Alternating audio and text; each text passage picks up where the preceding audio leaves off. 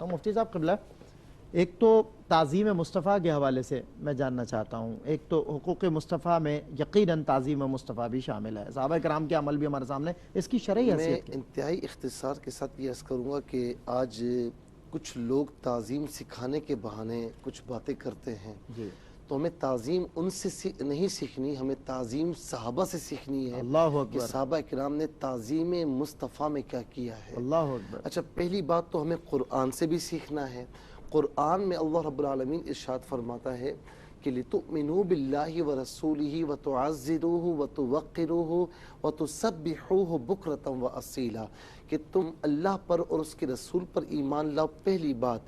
دوسری بات ان کی تعظیم اور توقیر کرو، اور تیسری بات صبح و شام اللہ کا ذکر کرو، یعنی نمازوں کو ادا کرو۔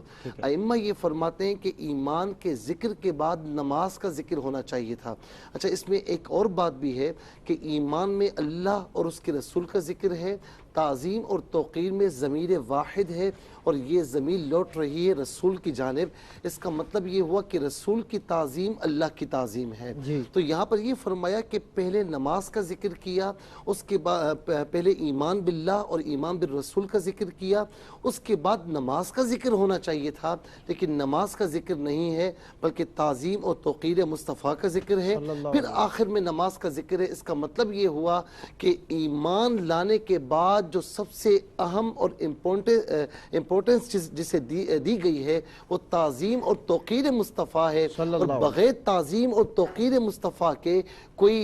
ایک زمانے تک سجدے کرتا رہے، ایک زمانے تک عبادات کرتا رہے، لیکن اس کی عبادات قابل قبول نہیں ہوں گی تا وقت کہ اس کے دل میں تعظیم اور توقیر مصطفیٰ نہ ہو۔ اس کا اشارہ بڑے واضح انداز میں اللہ رب العالمین نے سورہ حجرات کی آیت نمبر 2 میں دیا کہ یا ایھا الذین آمنوا لا ترفعوا اصواتکم فوق صوت النبی ولا تجہروا له بالقول کجہر بعضکم لبعض ان تحبط اعمالکم وانتم لا تشعرون۔ اپنی آوازوں کو میرے محبوب کی آواز سے اونچا اگر تم نے کیا، اور جس طریقے سے تم ایک دوسرے کو پکارتے ہو، تم نے ایسے میرے محبوب کو پکارا، القابات کے ذریعے نہ پکارا، یعنی تعظیم نہیں کی، تو تمہارے سجدوں کو، تمہارے قیام کو، تمہاری عبادات کو، کسی چیز کو نہیں دیکھوں گا، سارے اعمال اکارت کر دیے جائیں گے۔ تو بن تعظیم اور توقیر مصطفیٰ کی کوئی عبادات قابل قبول نہیں۔ اور آخری بات اس ضمن میں عرض کروں گا کہ لوگ بخاری شریف کا حوالہ دیتے ہیں، تو میں بھی بخاری شریف کا حوالہ دے رہا ہوں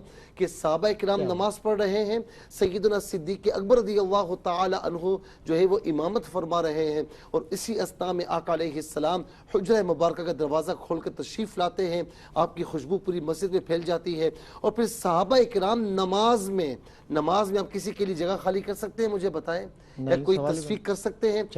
دوران نماز آقا علیہ السلام کے لیے جگہ بھی خالی ہو رہی ہے، اور پھر الٹے ہاتھ کی پشت پر سیدھے ہاتھ کے تھیلی کو مارا جا رہا ہے، تصفیق کی جا رہی ہے کہ آگے والوں کو خبر ہو جائے، جگہ کھلتی گئی، جگہ ہوتی گئی، اور آقا علیہ السلام ہوتے ہوئے سیدنا صدیق اکبر رضی اللہ تعالی عنہ کے پیچھے آ گئے۔ سیدنا صدیق اکبر رضی اللہ تعالی عنہ پیچھے ہٹنے لگے، محسوس ہوا کہ آقا علیہ السلام تشریف لائے تو پیچھے ہٹنے لگے، تو آپ علیہ السلام نے فرمایا کہ اس بت اپنی جگہ رہے، نماز پڑھاتا رہے، یہ لیکن ایسا نہیں کیا اور پیچھے ہٹ گئے۔ اور اس کے بعد آقا علیہ السلام نے وہیں سے نماز کو شروع فرمایا، کنٹینیو فرمایا۔ جب نماز مکمل کی، اب مجھے یہ بتائیں کہ یہ سارا عمل، جگہ کا خالی کرنا اور پھر تصفیق کرنا، سیدنا صدیق اکبر کا دوران نماز آقا علیہ السلام کو دیکھنا اور پھر پیچھے ہٹ جانا، اور پھر زندگی تاریخ میں ایک ایسی نماز ہو رہی ہے کہ امامت تو ہو رہی ہے، امام موجود نہیں ہے، اور پھر آقا علیہ السلام وہیں سے آ کر کنٹینیو فرماتے ہیں یہ کس کی تعظیم میں ہو رہا ہے؟